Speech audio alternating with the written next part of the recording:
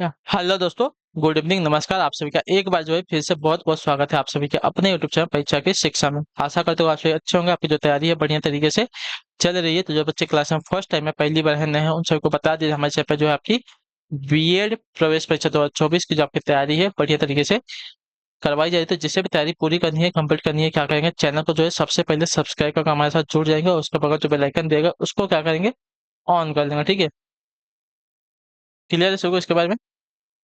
इतना करने के बाद देखिए आपका जो क्लास का समय है पहले उसको देख लेते हैं। जीके जीएस की जो क्लास है सुबह 10 बजे आपको डेली देखने को मिलती है हमारे चैनल पे। रीजनिंग की क्लास जो है दोपहर को 1 बजे, कला वर्ग की जो क्लास है आपको इसी टाइम पर शाम को 4 बजे, और जो हिंदी की क्लास है आपको शाम को 7 बजे हमारे चैनल पे देखने को मिलती है। क्लासेस का जो शेड्यूल आप लोग को याद करके रखना है, इसी टाइम पर क्लासेस से जुड़ना है, अपनी तैयारी को जो है पूरा और कंप्लीट करना चाहते हो। ठीक है, इसके अलावा आपका कोई डाउट है, कोई क्वेश्चन है, कोई बात करनी है हमसे, तो आप हमें आके इंस्टाग्राम पर पूछ सकते हैं। परीक्षा के शिक्षण का इंस्टाग्राम का पेज है, नीचे डिस्क्रिप्शन आ चुका है, इसका लिंक मिलेगा। बाकी पीडीएफ और नोट्स के लिए हमारे टेलीग्राम पर जो चैनल आप लोग उसको ज्वाइन कर लीजिए, परीक्षा के शिक्षा आपका नीचे डिस्क्रिप्शन आ चुका है, इसका भी लिंक मिल जाएगा। ठीक है, क्लियर सबको इसके बारे में। इतना कर लेंगे।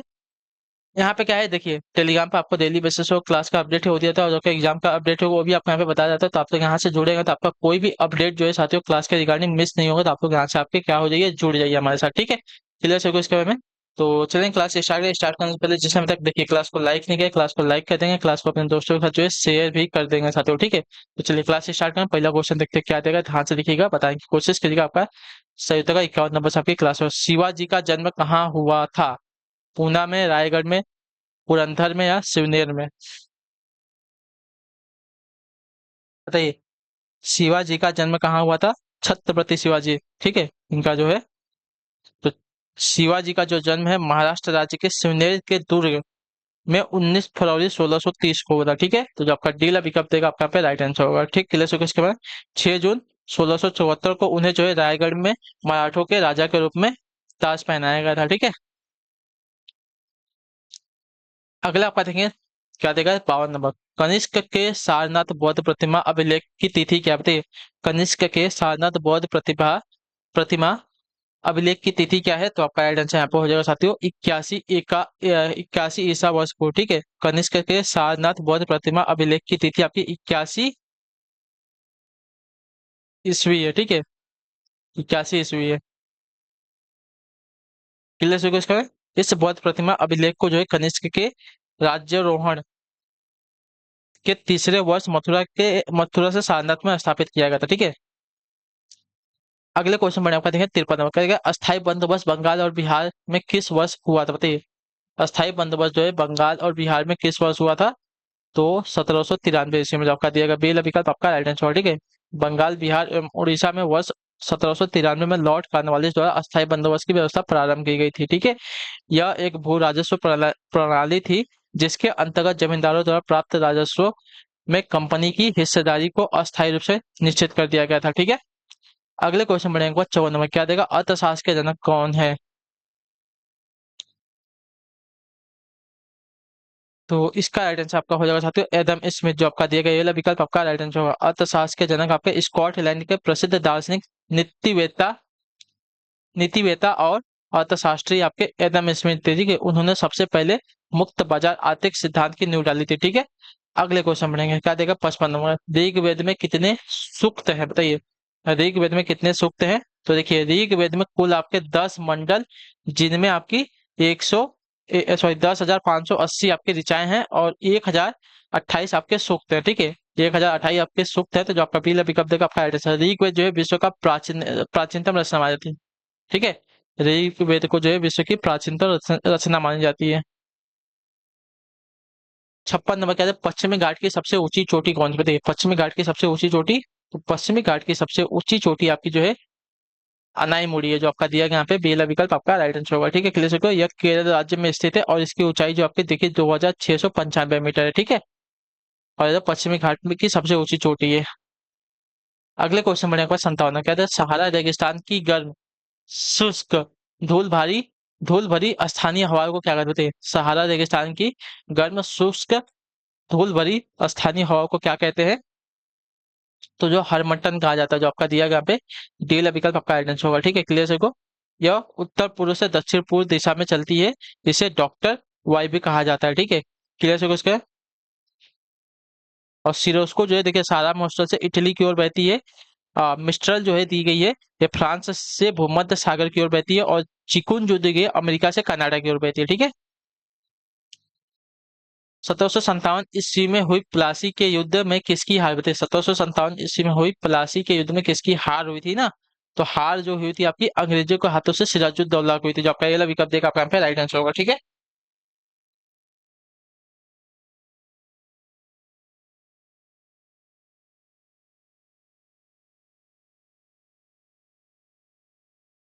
23 जून 1757 को जो है बंगाल के नवाब सिराजुद्दौला की सेना और रॉबर्ट क्लाइव के नेतृत्व में ईस्ट इंडिया कंपनी की सेना के बीच जो है प्लासी का युद्ध हुआ था, जिसमें ईस्ट इंडिया कंपनी ने नवाब की सेना को जो है पराजित कर दिया था। ठीक है। अगले क्वेश्चन बढ़ेंगे 59 नंबर क्या देगा? जनसंख्या नियंत्रण एवं परिवार नियोजन किस सूची का विषय बताइए?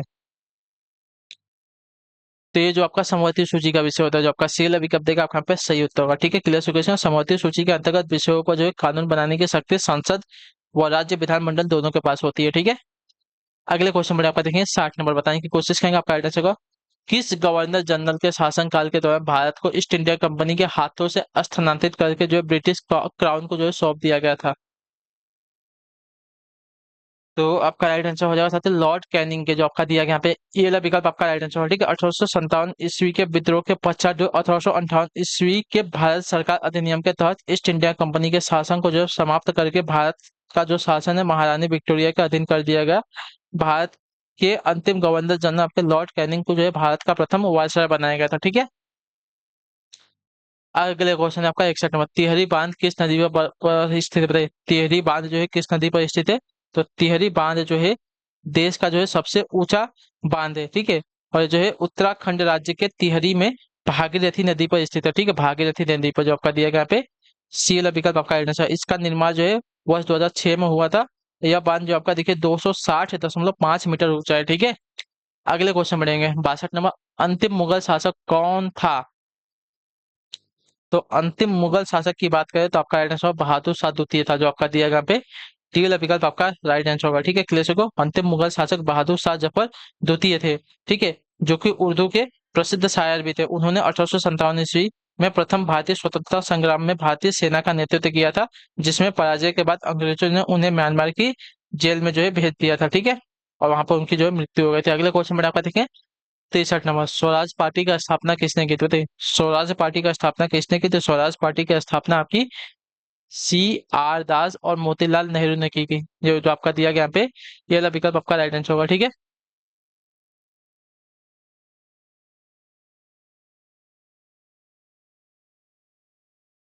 ठीक है। क्लियर होगा इसके बारे में। 1 जनवरी 1923 को जो है चित्तरंजन दास और मोतीलाल नेहरू ने मिलकर स्वराज पार्टी की स्थापना की थी। इस पार्टी के अध्यक्ष आपके सी आर दास व सचिव जो आपके जवाहरलाल नेहरू थे। ठीक है। चलिए अगले क्वेश्चन में आपका 64 नंबर। बताएंगे कोशिश करेंगे आपका आंसर। उत्तरी गोलार्ध में चक्रवात में वायु की दिशा होती है कैसी बताइए?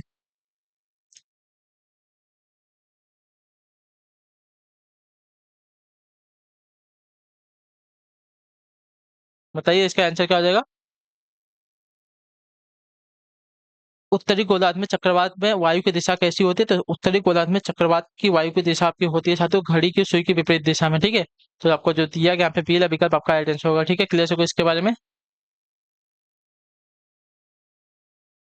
हाँ या ना? ठीक है। चलिए क्लियर होगा ना। उत्तरी गोलार्ध में चक्रवात में वायु की जो दिशा होती है घड़ी की सुई की विपरीत दिशा होती है। ठीक है। दक्षिणी गोलार्ध में चक्रवात की चक्रवात में वायु की जो दिशा होती है घड़ी की सुई की अनुकूल होती है। ठीक है। याद रखिएगा चक्रवात जो है हवाओं का परिवर्तनशील चक्र होता है, जिसके केंद्र में निम्न वायुदाब होता है। ठीक है। और बाहर जो आपका उच्च वायुदाब होता है। अगले क्वेश्चन पर आपका देखें 65 में क्या देगा? बादलों वाली रात को ओस कम पड़ती है, इसका कारण क्या है?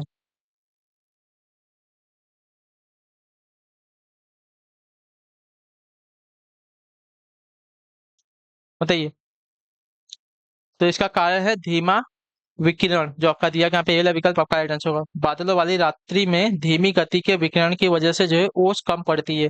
ओस की बूंदों का निर्माण जो है वातावरण में उपस्थित जल वाष्प के संघनन की वजह से होती है। रात्रि में पृथ्वी की विकिरण की वजह से पृथ्वी का वातावरण ठंडा हो जाता है, ठीक है। मेघाछंद के कारण पृथ्वी की सतह का तापमान जो है ठंडा नहीं रहता है और ओस की जो बूंदों का है निर्माण नहीं हो पाता है इसके वजह से, ठीक है। अगले क्वेश्चन बढ़ेंगे। क्या है 66 नंबर, किस गुप्त शासक को जो है कविराज कहा गया है? बताइए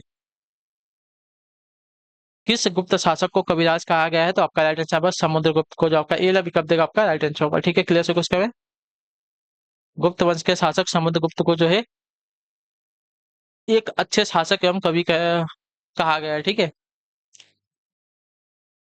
इन्हें जो है वीणा वादन में रुचि थी, उन्हें जो है कविराज की उपाधि भी प्रदान की गई है, ठीक है। 57 नंबर, 67 नंबर, सातवाहन शासकों की राजकीय भाषा क्या थी? सातवाहन शासकों की राजकीय भाषा क्या थी? देखिए सातवाहन शासकों की राजकीय भाषा आपकी प्राकृत थी, ठीक है। जो आपका दिया गया पहला विकल्प आपका राइट आंसर होगा। अगले क्वेश्चन बढ़े आपका देखें। 68 नंबर, क्या देगा? राज्य केवल विषयक क्रियाओं के क्षेत्र में हस्तक्षेप कर सकता है या किसका मत? बताइए राज्य केवल जो है विषय क्रियाओं के क्षेत्र में हस्तक्षेप कर सकता है या किसका मत था? तो यह मत जो दिया गया यहाँ पे जेएस मिल का था, जो आपका दिया गया सी वाला विकल्प आपका राइट आंसर होगा, ठीक है। क्लियर हो गया इसके बारे में। चलिए, जॉन स्टुअर्ट मिल इनका पूरा नाम है। अगले क्वेश्चन बढ़ेंगे। इन्हें जो है देखिए व्यक्तिवाद और स्वतंत्रता का महान उन्नायक माना जाता था, ठीक है। निम्न में से किसके अनुसार जो है क्या दिया गया है? रक्त संबंध समाज को जो है जन्म देता है और कालांतर में समाज जो है राज्य को। बताइए। तो आपका राइट आंसर हो जाएगा माइकाइवर का, जो आपका दिया गया यहाँ पे ये वाला विकल्प आपका राइट आंसर है, ठीक है। माइकाइवर के अनुसार जो है रक्त संबंध समाज को और समाज जो है राज्य को जन्म देता है, ठीक है। 70 नंबर क्या देगा? भारतीय संविधान के किस अनुच्छेद में अंतर्राष्ट्रीय शांति की बात कही गई है? बताइए। तो आपका राइट आंसर हो जाएगा अनुच्छेद 51 क में, जो आपका दिया गया डी वाला विकल्प आपका सही होता है। 51 क, अनुच्छेद 51 का जो है अंतर्राष्ट्रीय शांति और सुरक्षा की अभिवृद्धि से संबंधित है, ठीक है। अनुच्छेद 51 में 11 मौलिक कर्तव्यों की सूची है, ठीक है। 71 नंबर है, व्यक्तिगत स्वतंत्रता के लिए निम्नलिखित में से कौन सी रिट याचिका दायर की जा सकती है? बताइए। तो व्यक्तिगत स्वतंत्रता के लिए आपके देखिए हैबियस कॉर्पस यानी कि बंदी प्रत्यक्षीकरण, जो आपका दिया गया बेल विकल्प आपका राइट आंसर होगा, ठीक है। क्लियर से को इसके बारे में। चलिए, एक लैटिन शब्द है आपका ये हैबियस कॉर्पस, जिसका अर्थ होता है शरीर का होना। इस रीट का प्रयोग करके गैर कानूनी नजरबंदी के विरुद्ध व्यक्तिगत स्वतंत्रता के मौलिक अधिकार को जो है लागू करने के लिए होता है, ठीक है। 72 नंबर, वह तर्क जो सामान्य सत्य से विशिष्ट सत्य की ओर जाता है उसे क्या कहते हैं? बताइए। वह तर्क जो है सामान्य सत्य से विशिष्ट सत्य की ओर जाता है उसे क्या कहते हैं? तो उसे आपका देखिए निगमनात्मक कहते हैं, जो आपका दिया गया यहाँ पे सी विकल्प आपका है। निगमनात्मक विधि का अर्थ है वह तर्क जो सामान्य सत्य से विशिष्ट सच की ओर जाता है, ठीक है। इस विधि में सामान्य सत्यों के आधार पर जो है तर्क द्वारा विशिष्ट सत्यों का पता चलता है, ठीक है। चलिए, अगले क्वेश्चन में आपको देखेंगे 73 का देगा। निम्नलिखित में से किसके अनुसार जो है उपभोग प्रतिकूल उत्पादन है या उत्पादन के प्रतिकूल? बताइए। निम्नलिखित में से किसके अनुसार जो है उपभोग जो है प्रतिकूल उत्पादन है या जो है उत्पादन के प्रतिकूल है? तो आपका है प्रोफेसर मार्शल के अनुसार, ठीक है। जो आपका दिया गया यहाँ पे ये वाला विकल्प आपका राइट आंसर होगा, ठीक है। प्रोफेसर मार्शल के अनुसार जो है उपभोग प्रतिकूल उत्पादन है या उत्पादन के प्रतिकूल है, या उपभोग वह क्रिया है जिससे आवश्यकताओं की संतुष्टि प्राप्त होती है और फलस्वरूप उपयोगिता कम हो जाती है, ठीक है। अगले क्वेश्चन बढ़ेंगे। 74 नंबर है, उत्तर देने की कोशिश करेंगे। 74 पर इनमें से कौन सा मुद्रास्फीति का कारण नहीं? बताइए।